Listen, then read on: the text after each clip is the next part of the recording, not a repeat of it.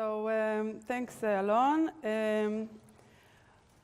So this is joint work with Uri Feige and with Michal Feldman, and it was done partially at MSR Herzliya. And the high-level motivation for this work is a study of robustness. Like many computing aspects, market and mechanism design have the potential to become more and more data-driven. And here's how it could affect our models. We're used to thinking of a mechanism that deals with some nice class of valuations, maybe additive valuations, and results in some good outcome. But this picture could be maybe a more accurate picture of what could really be going on.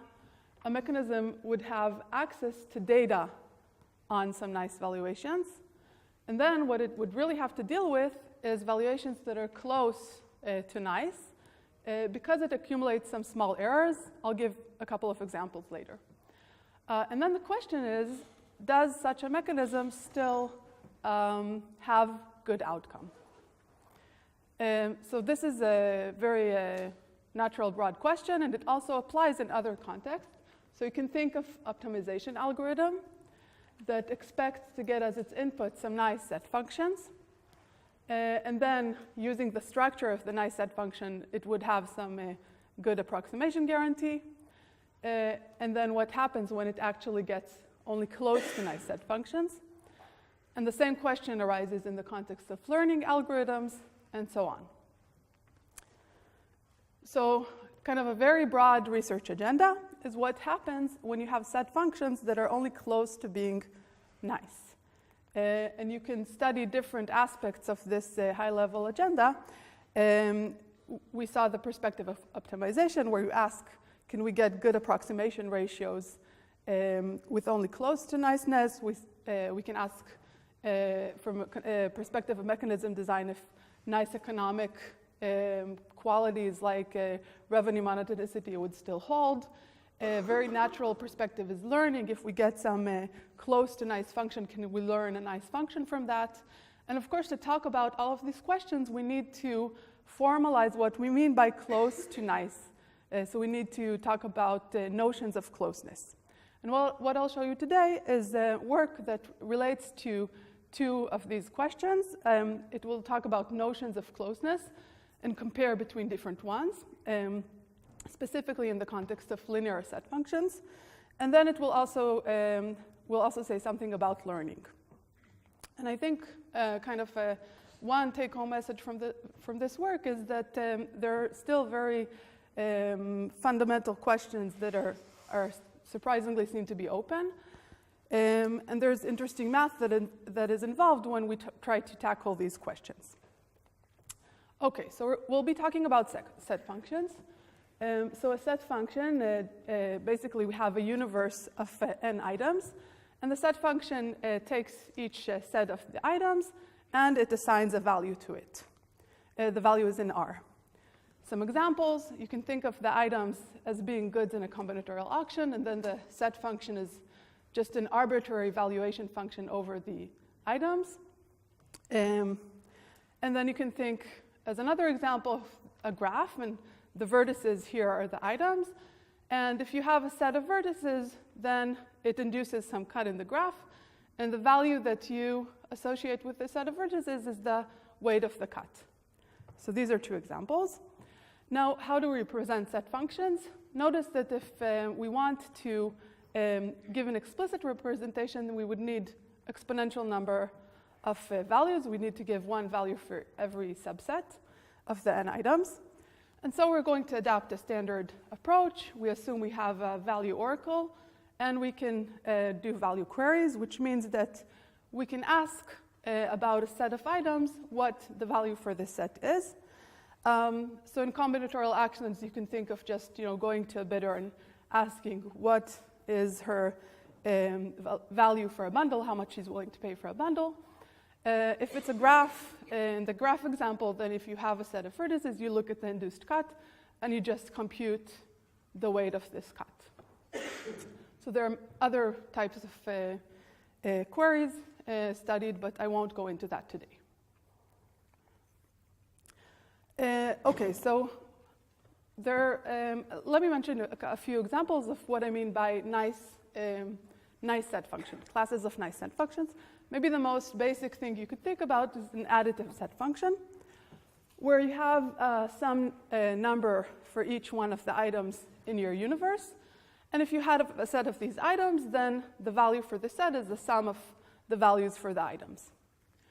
Today we'll be focusing on linear set functions. These are very close to additive, but we have some value for the empty set which could be non-zero. Okay, so these are also sometimes called affine. And there are other examples. Some of these set functions have a polynomial size representation. Some don't necessarily have such a representation. Another example I want to mention explicitly is submodular set functions. These are set functions that have some kind of decreasing marginal value property. And formally, there's the submodularity inequality, which needs to hold for every two sets, S and T. And this is a class it shows up in a lot of different contexts, and it's very well studied. Okay, so why do we like such nice classes? Here's an example from optimization. Basically, there are many optimization problems for which, if you have a nice class of set functions, the problem will be either easy or easy to approximate. And if you have some if you look at the same problem in the context of general set functions, then it's hard. For example, if you're trying to find maximize subject to a cardinality constraint, find the set with the maximum value subject to a cardinality constraint, this can be solved approximately for submodular, and it's hard to approximate in general. Okay, so we like these nice classes of evaluation functions. Why would we have only close to nice? Well, here's several examples of what could happen. Maybe when we answer value queries, the answers might not be exact. You could have some noise in the measurements. You could have some, maybe it's cheaper to answer approximately and not exactly. You could have some rounding errors. Or it could just be the case that if you think, for example, of a bidder who has, we often assume that bidders have submodular valuations. Well, maybe they don't have exactly submodular valuations, but this is just an approximation of what's going on, and they have only something that's close to it. Okay, so that's the general topic, and of course, it's a very well studied from many perspectives. First of all, continuous functions that are on continuous domains rather than our discrete the functions that we're looking at that are defined on the discrete hypercube. Data-driven optimization, which has been more and more studied in recent years, specifically by Yaron Zinger and co-authors. Notions of approximate submodularity, approximate convexity, approximate substitutes. And then, of course, literature on learning, for example, learning submodular set functions. Okay, so now I want to show you some the questions and the results that we look at this work. So here's the most related work to what we do. It's by Cherichetti et al., and it's a paper from Fox 2015. And they take a really nice approach to this whole general research agenda on robustness. They say, okay, we have all sorts of nice classes that interest us, for example, submodular, but let's start with the basics. Let's just look at what it means when a function f is close to linear. Okay, very basic question. And then they look at two different aspects. So the first one is we could have different notions of closeness to linearity. And they ask how are such different notions related to each other. Specifically, they look at being pointwise close to a linear function. And they look at being close to linear in the sense that you nearly satisfy the properties of linear functions. So I think of the first one as kind of a syntactic notion of closeness, and the second one is more semantic notion. So you have properties and you only nearly satisfy them. Okay, and then the second question that they look at is also very natural. Let's say I have a function f that's close to linear. How can I learn a function h that is linear and is close to this function f? Okay, so these are their questions, and what we do in our work is basically revisit their questions and improve the answers using some of their techniques, some techniques from other literature, and then some new ideas. Okay, so I mentioned they look at two different notions of close to linear, and I want to show you these formally now. Here's the first one. Remember, this is a linear set function. What does it mean to be delta linear? Given a parameter delta, a function is delta linear if there's some linear set function g such that their values are close up to delta on every set. Okay, so I've drawn a picture here. I hope this picture won't be confusing. Our functions are not really defined on the integers. They're actually defined on the discrete hypercube, but this is will give you, I think, a picture of what's going on, and it's also actually accurate when the set functions are symmetric, meaning that their value is only determined by the number of items in their set, in each set. Okay, so this is our delta linear function f, and you can see that it's close to linear function g, and you can see that on every point, basically the distance is delta. Okay, so remember, delta linear, point y is close to linear. Now here's a second notion of being close to linear. This is the one that talks about a property. So recall that a set function is linear if and only if it's modular, meaning that for every two sets of items, it should hold, this is the inequality, the submodularity inequality that we saw before, it should hold with equality for every two sets, and this is called modular. And the set function will be epsilon modular if this inequality holds up to some additive error of epsilon. Okay, so and now we want to start relating these two notions of delta linearity and of epsilon modularity. Okay, so it's a really simple exercise that if I give you a delta linear function, then it's also epsilon modular for epsilon that is at most 4 delta, and there are examples where this is tight. Okay, so this is just by applying the definitions. And here's a question that seems like it should also be easy, but it turns out to be really challenging. Is it true that every epsilon modular function is delta linear for some delta that's a constant multiple of epsilon? Okay, so is the question clear? So here's what's known. So Cherichetti et al. Looked at this question, and they gave an upper bound which says that delta is at most log n times epsilon.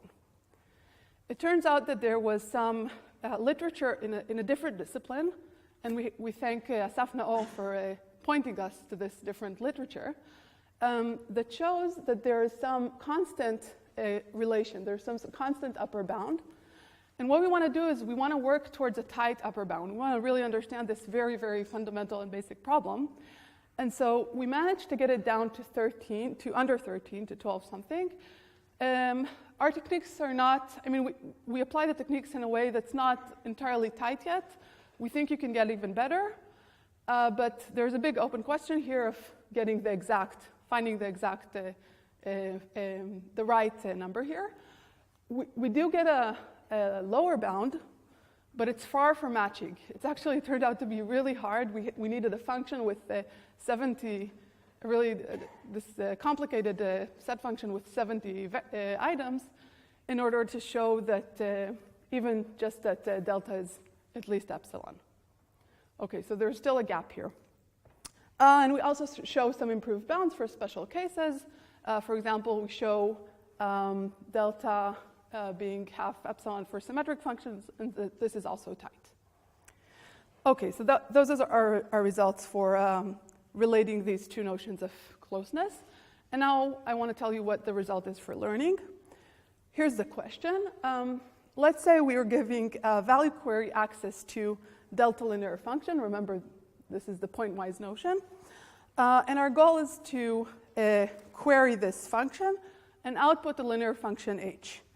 So you can see here in the picture, this is again our delta linear function f. G is the linear function that it's most close to. You can see here is the capital delta distance. And then what we want to do is recover this linear function h. The distance will probably be bigger, but we want to see if we can get something close to the real distance. Okay, and here are the results. First, Cherichetti's results. They show that there's a randomized algorithm that makes a quadratic number of non-adaptive queries, and it achieves the distance, which depends on the original distance, times square root of n. And actually, this is asymptotically the best you can do in the worst case. So how do you think of this kind of result? You can think of it as a negative result because this is a very large, error. Sometimes it's actually going to be positive result. For example, when f is really close to linear, maybe the errors just come from some rounding or something like this, then it's actually a positive result. And what we improve here, it's already asymptotically tight. What we improve is to give a deterministic algorithm, and it makes a linear number of non-adaptive queries. Okay, so what I want to do from now for the rest of our time is to give you a sketch of the main proof. The main proof being that we have these two notions of closest to linear, and I want to show that if we start with an epsilon modular function, then delta has to be bounded by constant times epsilon. Okay, any questions so far? Great. So here's our plan. We're going to look at one modular function. Okay, I'm setting epsilon to be 1.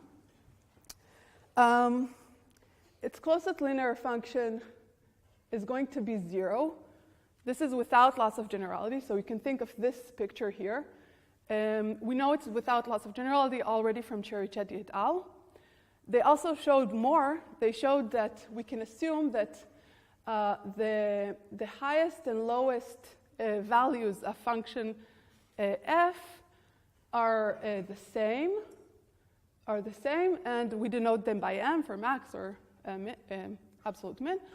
And then notice that, okay, so what's going on? We have this one modular function f. We know that the closest function is the 0 function, and then we have m, which is the distance here. Notice that m is exactly the delta that we want. Okay, this is exactly the distance. And what we're going to do is show that this m is bounded, and it's independent of n. And just for simplicity of the proof, the results hold generally, but just for simplicity, let's assume that the value of the empty set here is 0. Okay. So let me introduce a tool. Tool is a split and merge of sets. It has two parameters, r and theta, and we applied it to k sets. So what is this thing?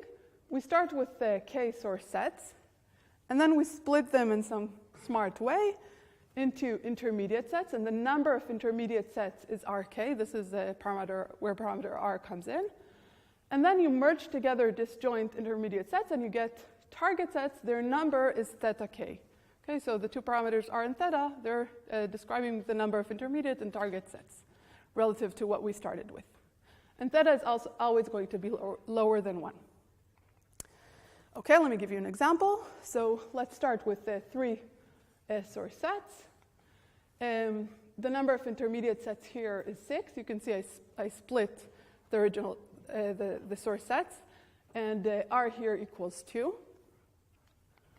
And then I merge disjoint sets, and I get target sets. And the number of target sets is also always going to be smaller than what I started with, because theta is smaller than 1. In this case, theta is 2/3, and I get 2 target sets. Okay. Now, why is this tool any good? So let's say what happens when we apply one modularity, how this helps us to relate the value of the source and target sets to the value of the intermediate sets. So we can apply it to a source set S that is the disjoint union of R intermediate sets. And then we get that it's almost kind of what you would expect if you had some additive function, but you have an error here, which depends on the number of sets you're doing union over. Same thing for a target set that is a disjoint union of intermediate sets. And now I can basically sum over source and target sets, do the math, combine these two inequalities, right, using these intermediate sets as kind of the glue to combine them, and then I get an inequality. Okay, and now the next step is to use this split and merge tool over sets that have value, let's say m at this point. Afterwards, it's going to be approximately m. So we have this inequality from the previous slide. Let's assume that the sets we started out with had a value which is the maximum value that this function gives me, m. And if you plug it into the inequality, you get a bound on m and an upper bound on m. Remember, this is exactly what we wanted to get. And now the bound on m depends on these r and theta, the parameters of the split and merge. In particular, if I have a split and merge with r constant and theta that's below 1, then we get that m is a constant. Okay, so this is kind of the high-level thing that we're going to do, use the split and merge tool. Okay, so what's missing? What's missing is to ensure that we have k-sets, that we can have such a split and merge, and we can start with k-sets that have value m. Okay, so 2 steps are still missing here, and now I'm going to show you them. Okay, so let me define alpha sparse collections. A collection of sets is alpha sparse if each item in this collection appears in at most alpha of the sets in the collection. I'm going to show you an example in a minute.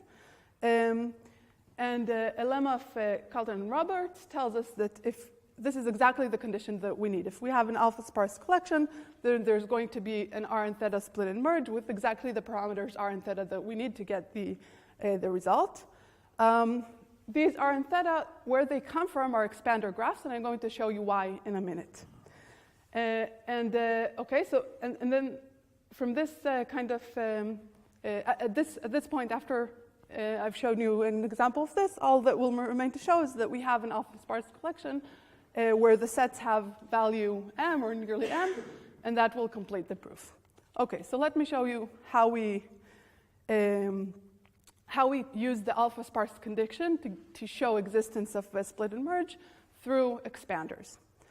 So I have the source sets that we saw in the previous example. And notice this is actually a 2/3 sparse collection. Okay, notice that every item appears in two of the sets. For example, this item 1, it appears in exactly 2 of the sets. Now, we can think of this as a bipartite graph. We're going to have the source sets on one side, the target sets will be on the other side, and then the intermediate sets will be on the edges of the expander.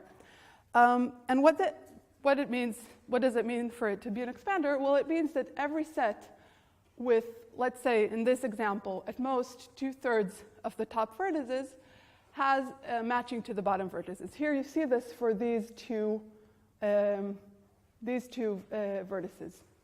Okay, let's see another example.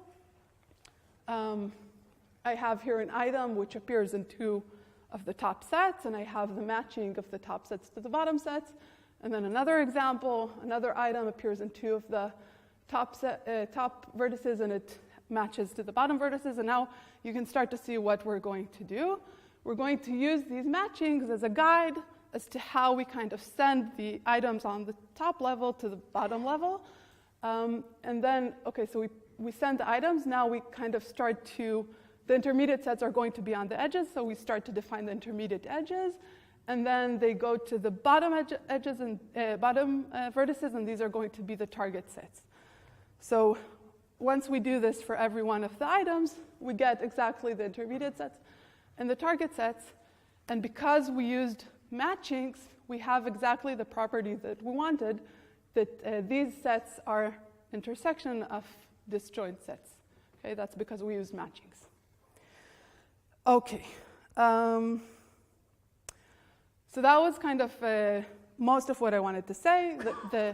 The last part to complete the proof is to do this merge and split and merge over alpha sparse collections with value that is the maximum value that the function gives, or approximately the maximum. And here we use a lemma, which comes. I won't show you this lemma because it's not trivial.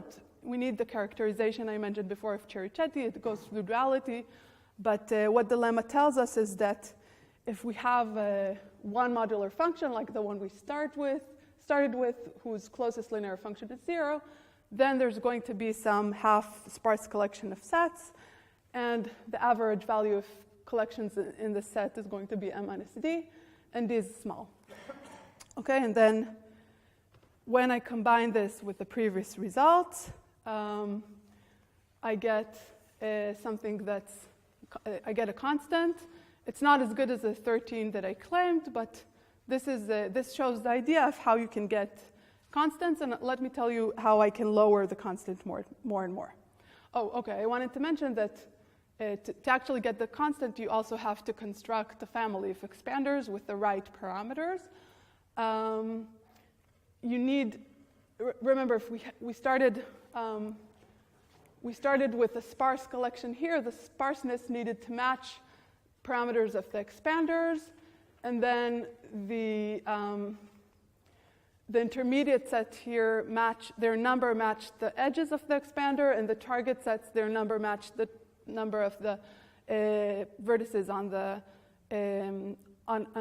bottom side of the expanders. So the parameters of the result that, wait, where am I?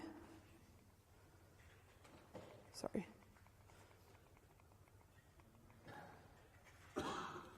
Okay, the point is that the parameters of the results come from parameters of expanders.